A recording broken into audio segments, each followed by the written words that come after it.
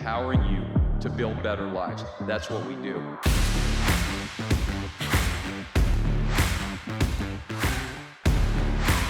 Welcome to Empower.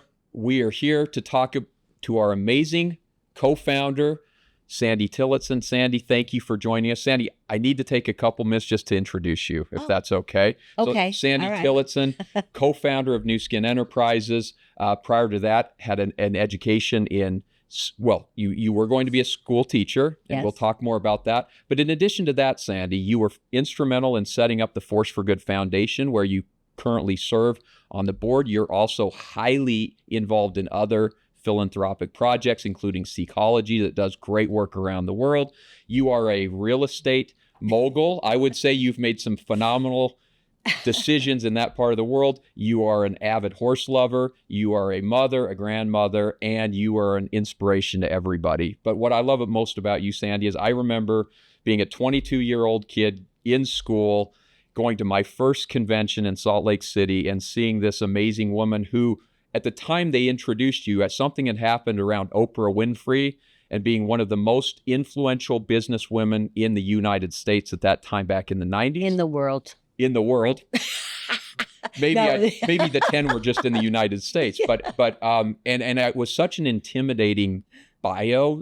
And then when you spoke, I thought, wow, this Sandie, she's actually not a resume, she's a person. And every interaction I've had with you, you have this amazing grace to you.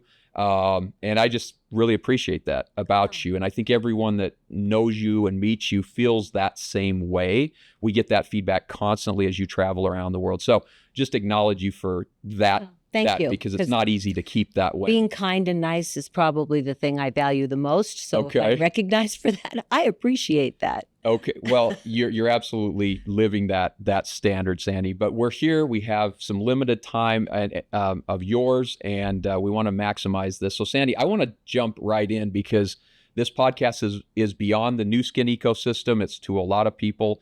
They all know Sandie. If I mention your name anywhere in the Western United States or in New York, people know Sandie Tillotson, but they don't really know the story behind where you got or where you came from. And I want to get into what fuels you today from your background. So tell us a little bit about it. All right.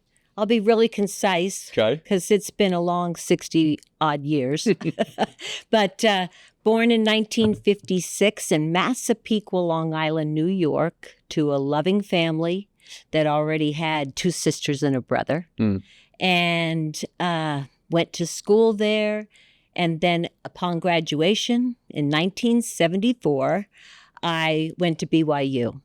One decision that I am very happy I made, because I had a scholarship to go to other schools.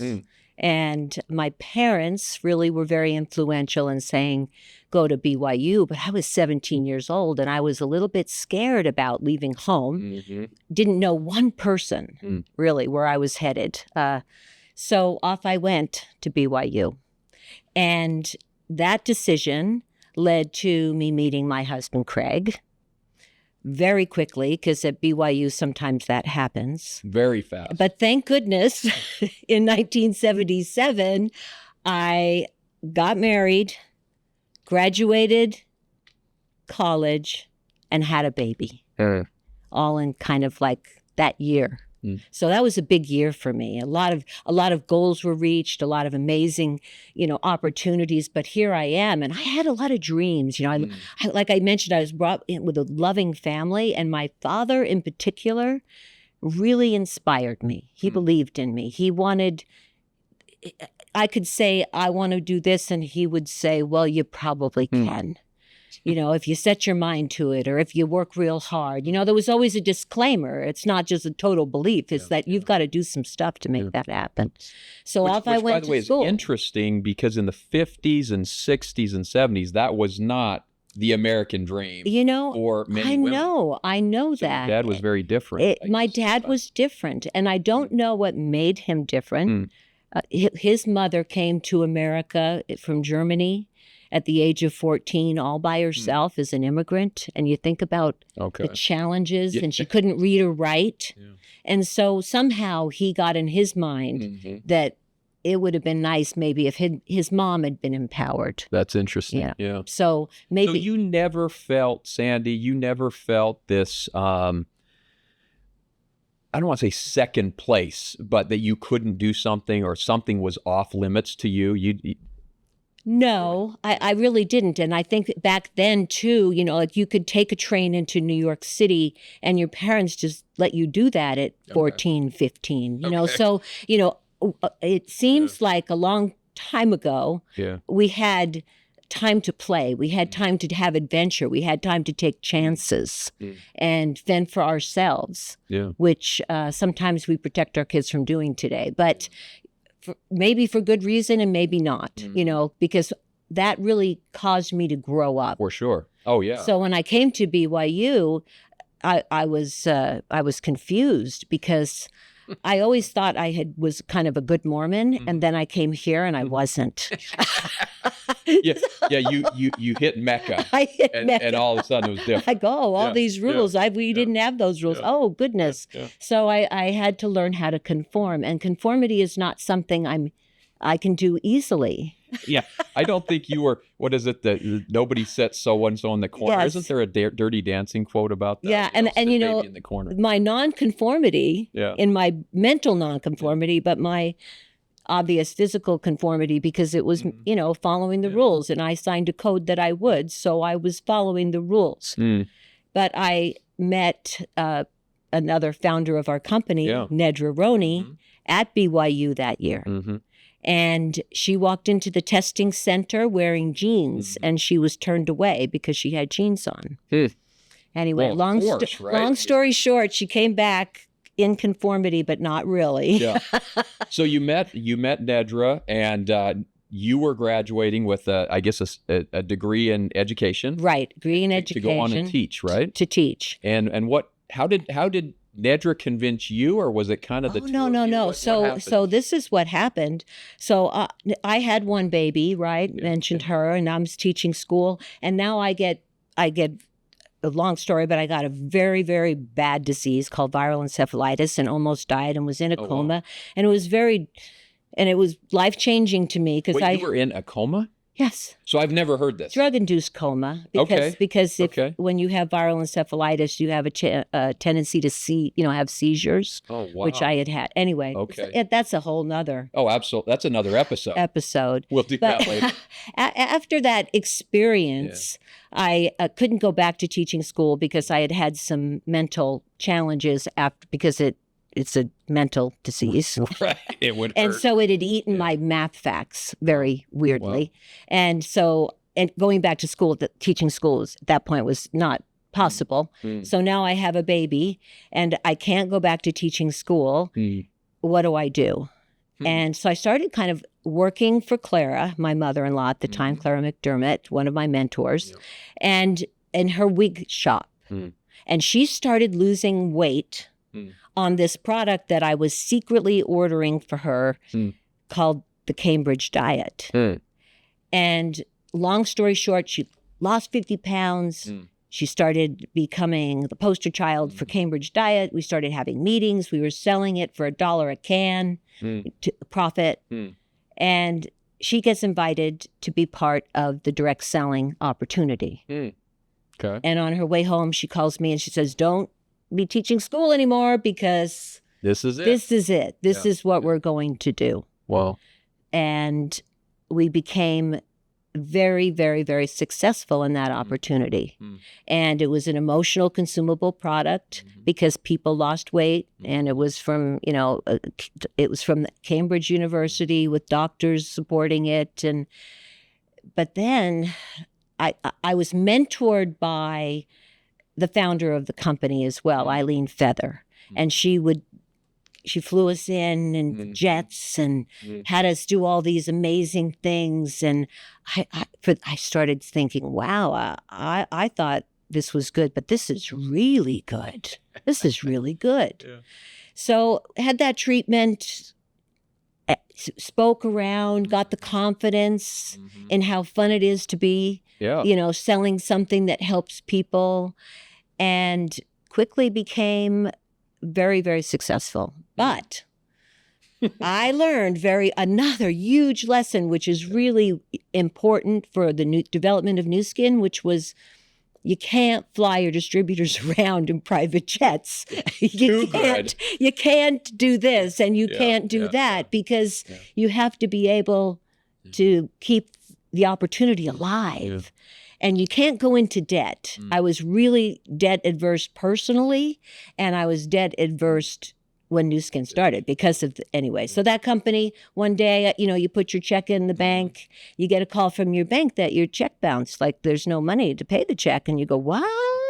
And all of a sudden, you realize you don't have a company, you don't have an opportunity, and you don't have your last check. Yeah. So you invest everything into this. You're believing in yourself. You're accomplishing these goals. You're seeing success, and literally the rug's ripped out from under you.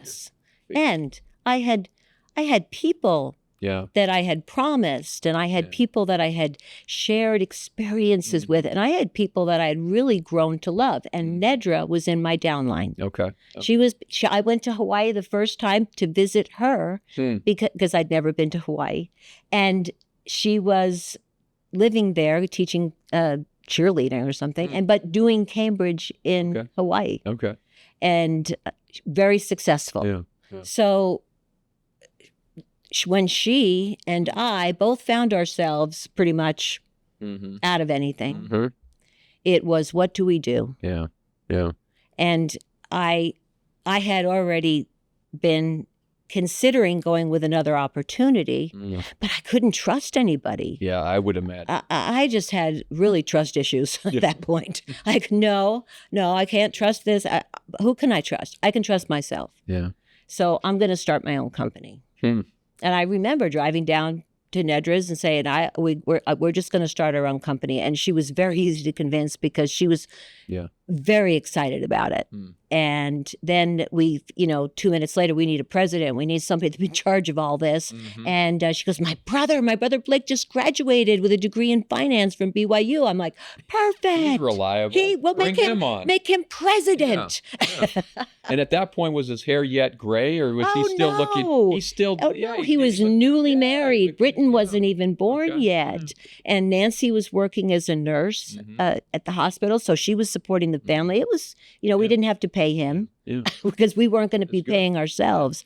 Now, it was different for Blake, though, because he didn't have any money, and I had made the money with the other opportunity. But when Craig had gone with the other opportunity that he went with another diet company, and I went to do my own thing, no one believed in it. Ryan, no one. For sure. I'm sure. No one. Yeah. Everyone said it was other than a stupid idea. It was a stupid idea. You could buy skincare in a gas station. That was Clara's quote to me. It was discouraging. But I thought, no, you can't buy our skincare because we're going to be all the good and none of the bad. We're going to create something new. The best product. And I'm an avid reader. And I had just finished reading this book called Life Extension. And it had talked about humectants in it. And as soon as I started thinking humectants, I thought, why don't we put that in the skincare that we're doing?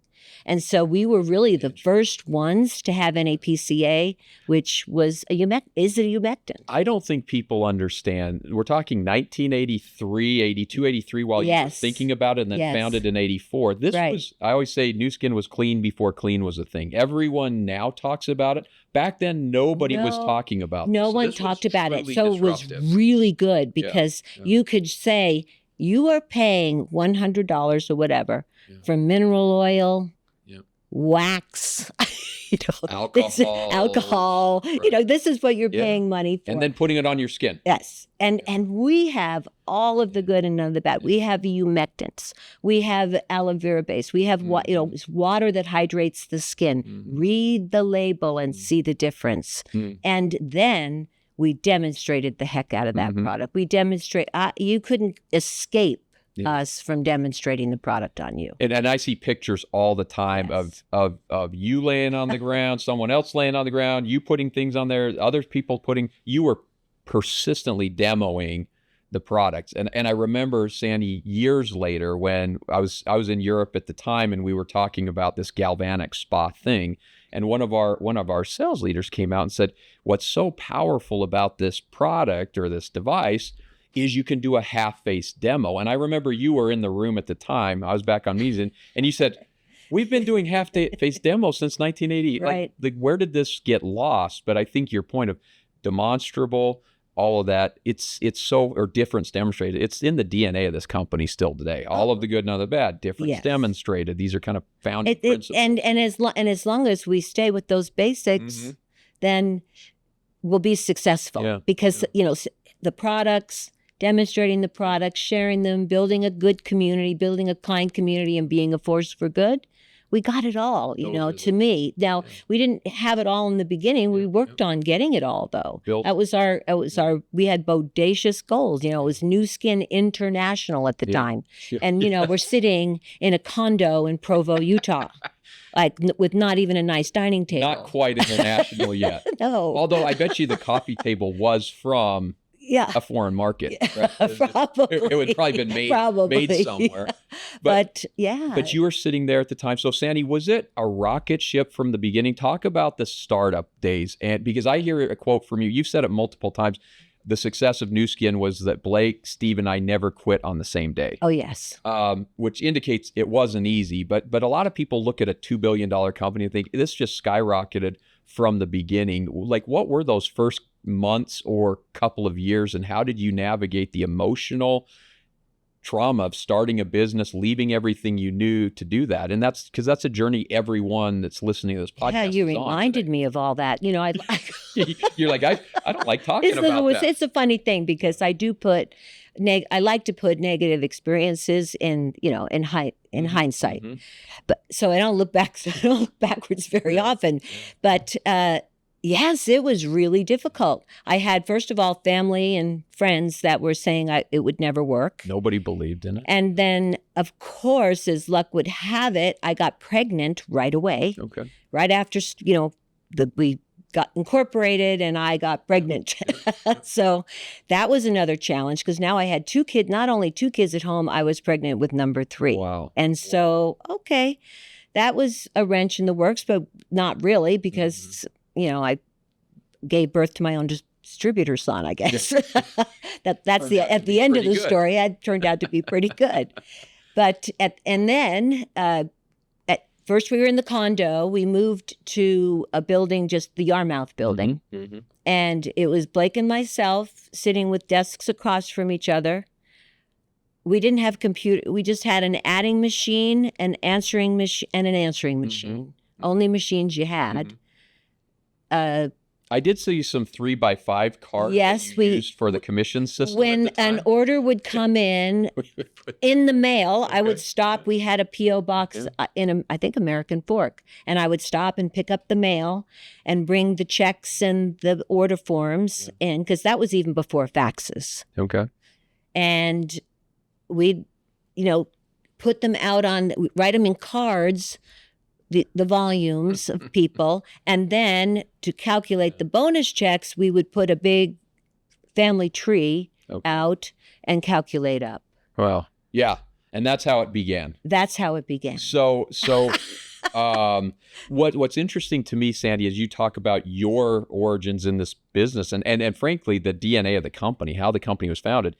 It sounds I could almost take your story today and overlap it with the hundreds of Team Elites we were just in Abu Dhabi and Dubai with. It's the same story in a way. Every single one of them has a story like that. And I have to remind people to continue to tell that story because when you look at success, you see, oh, well, she did it. Yeah. I can't do that. But when you really get down to the facts of it all, we're all the same. Yeah. We're just people I was born in Massapequa, where you were born wherever, and you grow up and you do your best to be good people, and then you work really hard.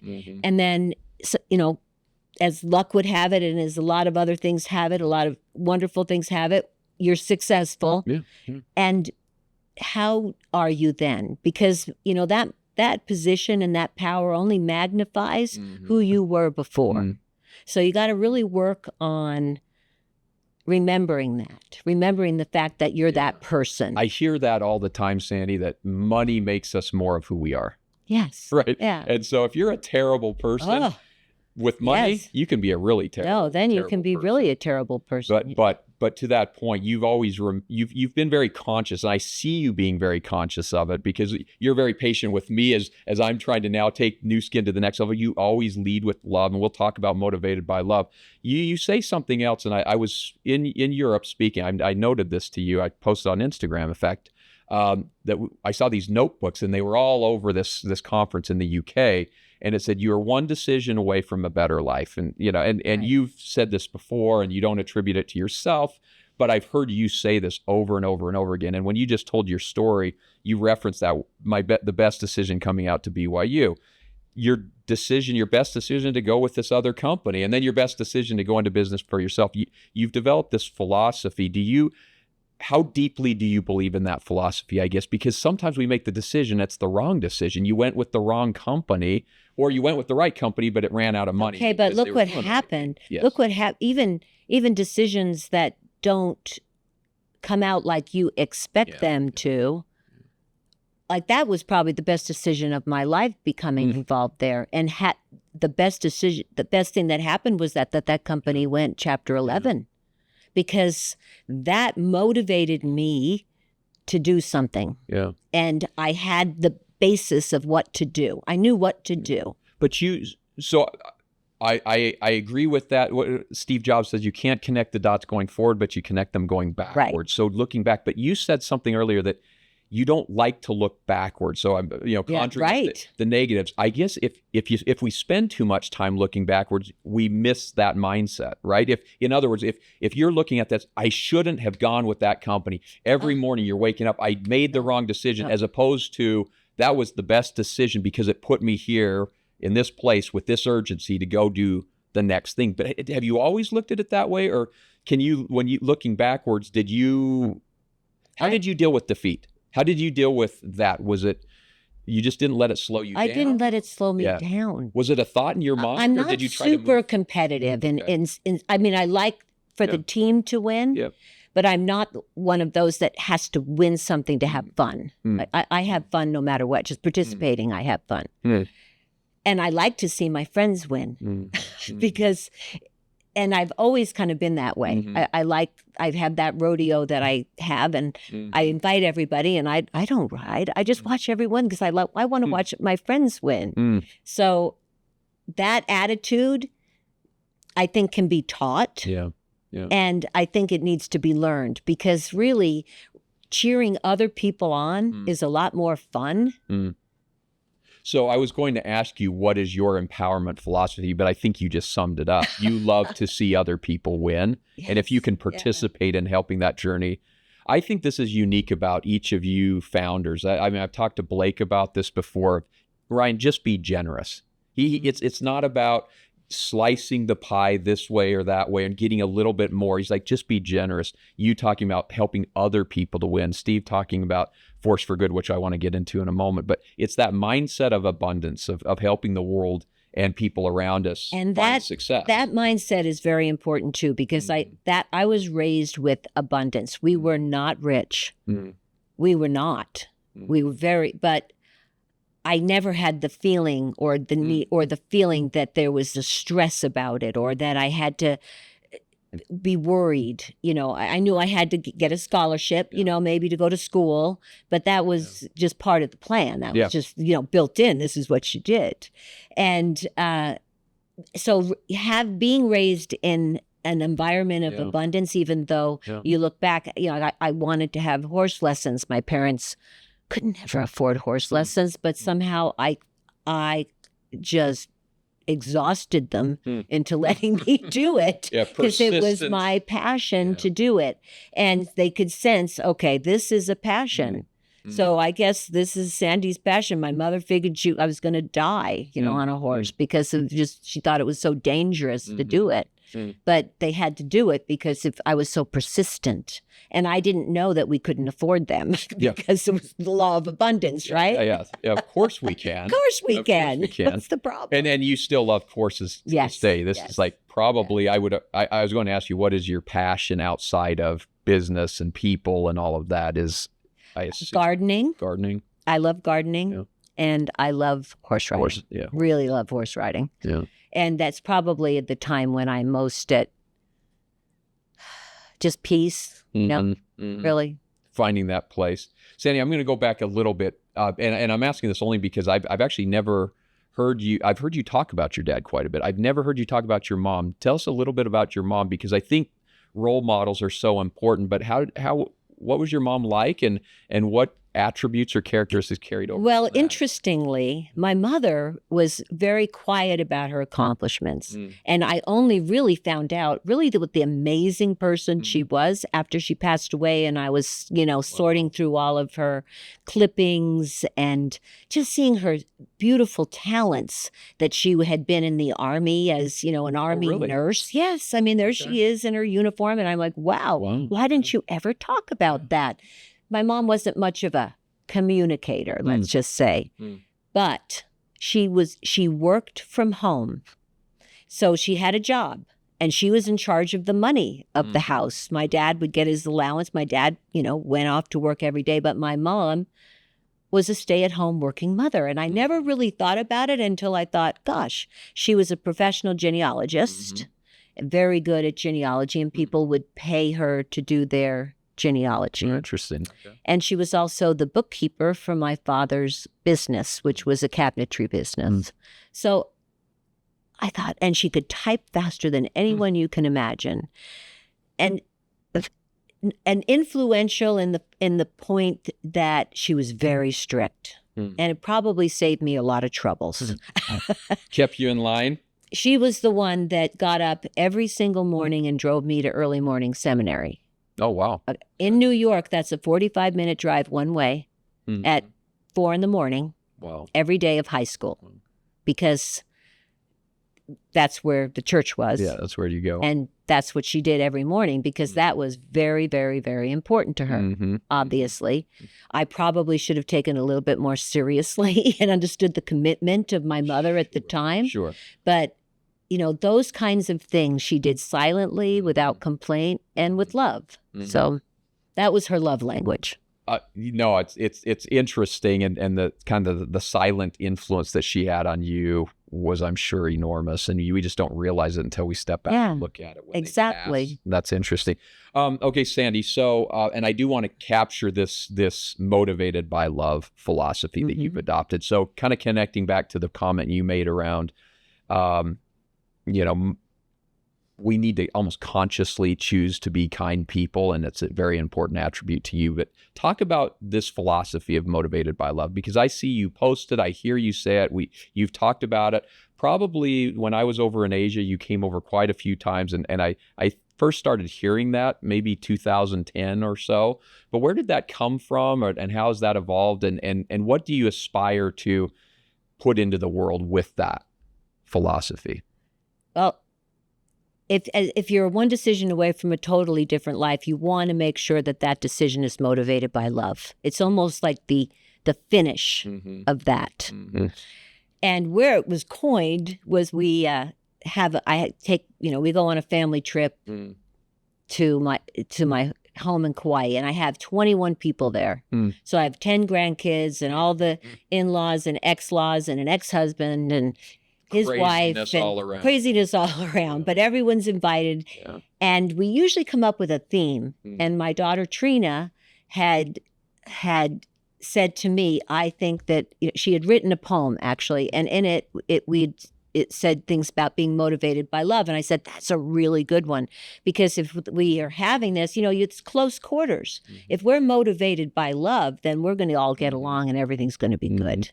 So we coined that at that family gathering. And it was cute because I saw two of the little tiny guys arguing over a toy, and one goes, "You're not being motivated by love." You would instantiate all the way down the toy. So the toys were, so it was taking effect. They were, they were being accused of not being loving. Yeah. At least that's the step of recognizing that it's the lack of. Yeah, that's true. No, that's fair to recognize we have a problem. Yes, right? We have a problem here. So you develop it at that moment, and then it's it's just kind of It's become part of your because life? it was probably already part of our lives. That's why it was so comfortable. You know, when you see familiar things and you go, oh yeah, I'm going to grab that because that feels familiar. So I love to see people post that because it's just, they have that understanding. They have the understanding of the difference. You know, I mean, some people say, well, that's what Jesus would do. But, you know, more universally, I would like to say, you know, no, I'm being motivated by love. Yeah. No, I think it's powerful. In fact, I share that with my kids all the time when we talk about things. And frankly, a lot of times I catch myself thinking, that wasn't very motivated by love, right? As a parent, it's almost like we want to control our kids. And it's like, no, what's the real intention here? Or co-workers or within the team. And I think approaching everything with that philosophy, even when, by the way, the others might not be motivated by love, you know, on it. Oh, it totally doesn't matter what the other person is. Yeah, because it never happens that way. But no, that's interesting. Okay, so Sandie, when we think about your life up until now, and we think about Nu Skin has hit 40-year anniversary this year, right? I think it's June 6th or something. We hit our 40th anniversary, something like that. I sit here today and I think this has been such an amazing journey. You founded a company. You've seen it grow into nearly 50 countries around the world. There's still 200 more to go, right? We have amazing products. We have a very vast array of entrepreneurs, you know, some that started the business in 1984, and then some as you do your lunches and your breakfasts or brunches around the world as we do these success trips, you see these entirely new emerging groups. And yet what I find interesting about the business is the people that are attracted into it almost sound like the same person that you were at your age, starting the business. Is this something that, do you ever step back and just think about the impact you've had on people's lives that way? Does that ever kind of cross your mind? Yes, because I think, what if I'd have quit? Yeah. What if I'd have quit when, I mean, it was hard in the beginning, and all those negative phone calls, people had to wait 6 to 8 weeks for their product, and we had cashed their check. Yeah, that was stressful. Stressful. And, you know, there were times you just say, okay, this is too much. So what if I'd have quit?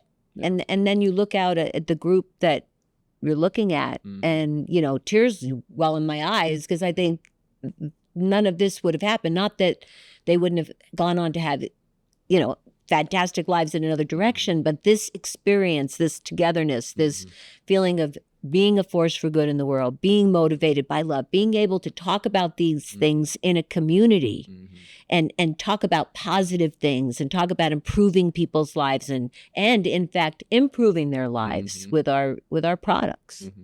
So now, you know, the business opportunity is great. And you know, I've seen people that gotten married, had babies, all as a result of becoming involved in this opportunity. You know, because in many ways it empowers you, because you have money, you have opportunity, you have some time, and you say, oh, a family.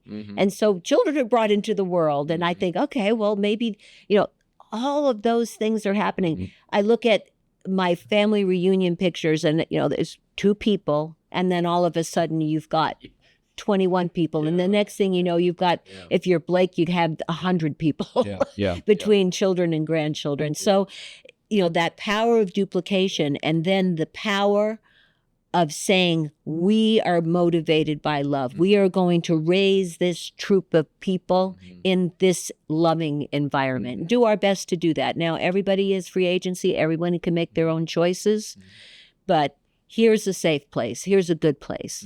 And since it started with Blake, Steve, and myself all having that feeling, all having that belief that there's a community of love that can exist, I think it can make it a reality. You know, while we were in Abu Dhabi together, this phrase we started using: if you want to go fast, go alone. If you want to go far, go together. I think one of the beautiful parts of our business is it is highly, it's far more effective working in teams and working towards common causes and goals than trying to do something on our own. You started the business with really it was Nedra, Blake. You had others that came in and just built it. And it feels like you've kind of cobbled together over 40 years a team, a new skin team around the world that all has a common unified cause, right? And that's powerful. Well, and not only that, then it just, it does to the distributor family as well. If you're at the top of the organization, let's say you're a team elite, you're responsible to be a leader to your and look and to your team elites. And the more of those you have, the more empowering you do, the more powerful that message can become. We at first we were, we knew we wanted to make a difference. Okay, we're going to make some donations to, cancer research from the very beginning. But when we were really powerful is when you're a force. And now we're a force. And if everyone just gave even 1% of, their earnings to the force for good, the power of a force is mighty. You're so into it. We use the word philanthropy, and it almost sounds generic. You are highly interested in helping the world become a better place. Your interests on the Force for Good side, Nourish the Children, you sit on the board. Your Seacology commitment, when I lived in Japan for 10 years, it was Sandie would send through new idea after new idea of how do we help Seacology. What drives you from a philanthropic perspective, but a genuine philanthropic perspective? Well, motivated by love. I mean, motivated by love is not just motivated for the love of yourself, by the way. It's pretty much, I mean, that's important too. But it's, the love of others. And then also wanting to see other people succeed. It's like wanting other people to win rather than winning. Because that's how you win. To me, I win by watching other people win. I think it's such an interesting characteristic. In the New York Times years ago, I read this article of this investment banker. No offense to investment bankers. He died unexpectedly in his mid-50s, and at the funeral, there were 12 people at his funeral. And this is a multi-millionaire, ran a large hedge fund, and they were interviewing people as to why. And he said, "Did you ever?" One guy said, "Did you ever meet him?" That was he was just an unpleasant guy. But I think if we live our lives around, well, he was unhappy. The what's in it for me philosophy, and everything's about that, as opposed to what you're describing, which is, let me help my team win, and by extension of that, then I win. That's kind of almost a success principle of New Skins. You only succeed in the business if your team succeeds. Right. That's the only way anybody really ever succeeds. I guess there are people that can, bowl over everybody in their way and lie and cheat and steal, but then who are they? They're the person with 12 people at the funeral, probably because they're unhappy. And if you're unhappy, you radiate unhappiness. And our organization attracts happy people. I don't know. Every time I go to a meeting, I look out, I just see so many happy people. For sure. Happy people. And you even spoke about this at one, I forget which country event we were at, and you effectively made the statement that we kind of get what we see in the world. And you were talking about, if all we see are the problems, that's all we're going to get. If we see the opportunities, that's all we're going to see. And so I just think your outlook is just amazing. Sandie, so before we close up here in the last couple of minutes, and I've asked you this question before, when are you going to finish your book? Because yes, and we've talked about this over the years. You have a truly amazing story, and we've scratched literally the first page and a half. Of a 500-page book. But do you have an idea and an ambition? Actually have 2 editions of it. Okay. But as I say, I'm an avid reader, and I'm the worst critic of myself, I guess, because I don't want to read my book. Well, we can get you a ghostwriter. I know. Okay, it's an amazing story of, and there's just so much detail that I think everyone in this business, again, we're the same. Icon. We're the same, though. Like, my story is their story, and so, in some way I want to share it, but in other ways I want to just say, like, make your story. But I'm going to share it. I promise. Just let us know which drawer it is in your office upstairs, and then one day we'll come in and we'll have somebody type it up. It's not up there, is it, Andy? Oh, okay. Well, Andy it's Deep 6. Okay, but I do have 2 editions of it. at the right moment in time, we'll get it. We'll get Okay, it published. we'll do it. Sandie, is there anything we didn't cover that you would love for the world to hear? And I know it's an open-ended question. Well, I just love to view this as we have a gift in our hands. We have a way to empower someone else to have a better life, whether it's through our products, making them look and feel better, through the opportunity, and it's our obligation to share it. Once you've discovered something, when I discover something new, I just want to share it with everyone. I have my favorite things every Christmas because I just like to share all my favorite things with everyone I know. And most of them are new skin stuff, by the way. But, sharing just do and remember that everyone is looking for community. Everyone wants love. Everyone wants acceptance. Everyone wants connection. And we have that too. When you put it that way, it's like, why don't we just bring the whole world in? Well, I feel like we should bring the whole world in, whether through our products or opportunity or by being a force for good, because, the people that maybe can't participate because of their life conditions, we can help. We can empower them too. See, we could empower the whole world. We do have, I love that. And Blake has often said, we have the resources to feed everyone in the world. Yeah. There's no reason why we can't. Yeah. So. And to that end, Nourish the Children, we're coming up on a major milestone with Nourish the Children. We're approaching quickly 1 billion. I just want to say 1 billion because I'm tired of 100 million, 200 million. We're so close. Okay, just do 1 billion, everybody. We need to get to it this year because that is an amazing over 100,000 children. I like saying it better. And I don't mind saying 1 billion million. Yeah. Okay. Is that what I'm going to be starting to have? I think you'll have to start saying 1 billion, 100 million. Yeah. That's going to be fun. Good. 1.1.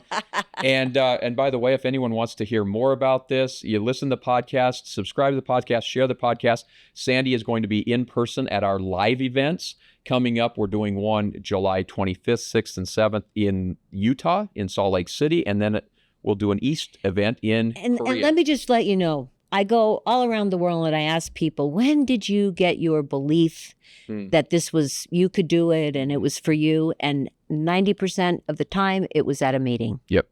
And so, and if you're already, okay, well, you've got the commitment, just think about bringing someone that is not as committed. Yeah. Perfect place to come and gain that commitment. Yes. Sandie, thanks for being here. Thanks so much. I know it was not an easy trek to get here. Oh, well. So thank overcome. you. And I can't wait to do a follow-up on the other story because that sounds really interesting. We'll go back to that sometime. Yeah. So we'll come back to that. But thank you so much. Thanks, Ryan. Sandie Tillotson.